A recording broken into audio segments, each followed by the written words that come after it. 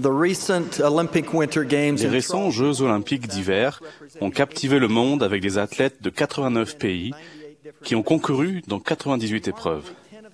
Remarquablement, 10 de ces athlètes étaient membres de l'Église de Jésus-Christ des Saints des Derniers Jours, et 3 d'entre eux ont gagné des médailles évoquées par les nouvelles de l'Église: Christopher Vogt, Noel Packer-Space et Tora Bright.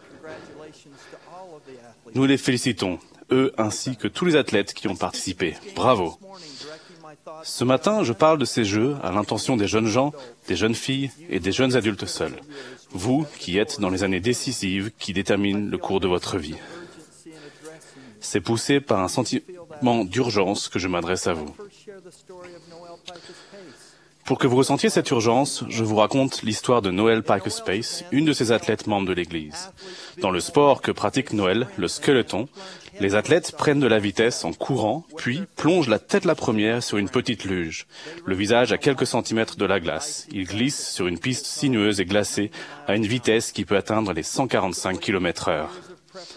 Il est remarquable de constater que des années de préparation sont un succès ou un échec en fonction de ce qui se produit au cours de 4 manches intenses de 60 secondes chacune.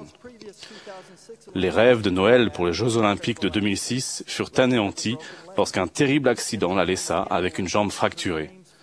Lors des Jeux Olympiques de 2010, ses rêves furent de nouveau déçus quand 1/10 de seconde l'empêcha de remporter une médaille. Pouvez-vous imaginer son anxiété tandis qu'elle attendait de commencer sa première course aux Jeux Olympiques de 2014 ?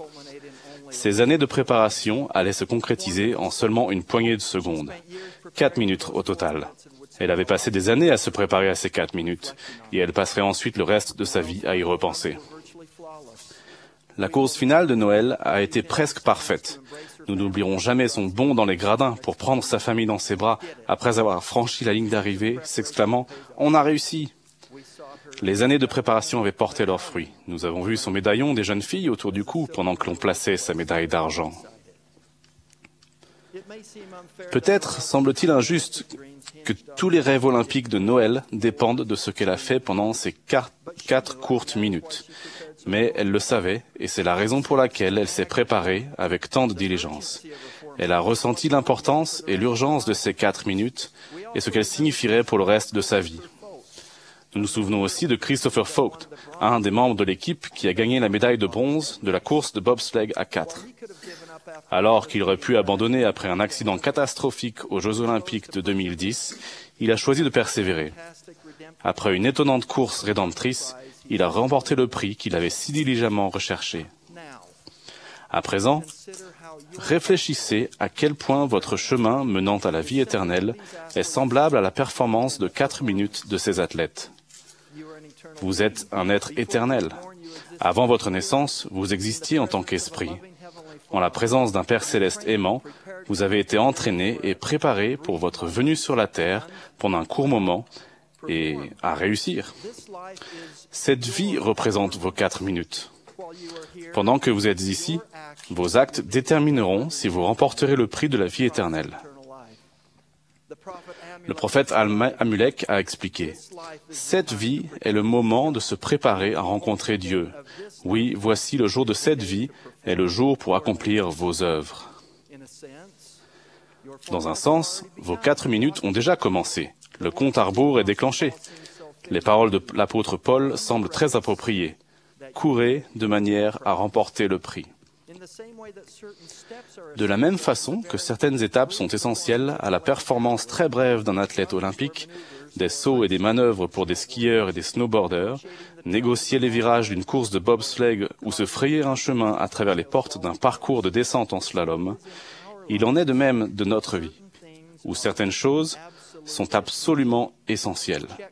Ce sont des points de contrôle qui nous permettent d'accomplir notre traversée spirituelle sur la terre. Ces marqueurs spirituels sont les ordonnances de l'Évangile essentielles que Dieu nous a données. Le baptême, la réception du Saint-Esprit, les ordinations à la prêtrise, les ordonnances du Temple et l'occasion de prendre la Sainte Seine chaque semaine. Le pouvoir de la divinité se manifeste dans ces ordonnances.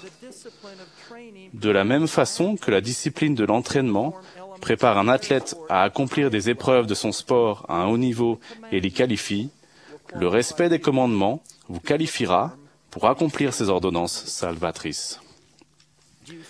Ressentez-vous l'urgence? Mes jeunes amis, où que vous soyez dans votre performance de 4 minutes, je vous exhorte à vous demander, que dois-je faire ensuite pour gagner ma médaille?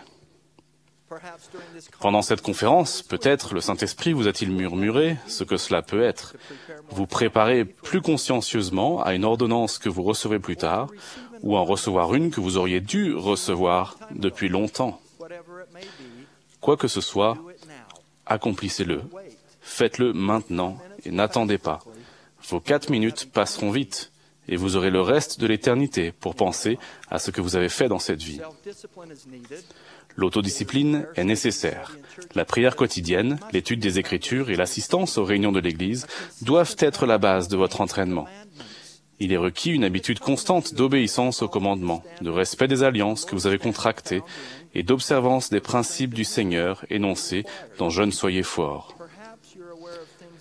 Peut-être êtes-vous conscient que certaines choses dans votre vie menacent de ralentir ou même d'arrêter votre progression spirituelle. Si c'est le cas, suivez le conseil de Paul. Rejetons tout fardeau et le péché qui nous enveloppe si facilement et courons avec persévérance dans la course qui nous est offerte. Il n'est pas encore trop tard pour se repentir, mais ce peut être bientôt le cas parce que personne ne sait quand vos 4 minutes seront écoulées. Il se peut que vous pensiez, j'ai déjà tout gâché, mes 4 minutes sont déjà une catastrophe, je n'ai plus qu'à abandonner.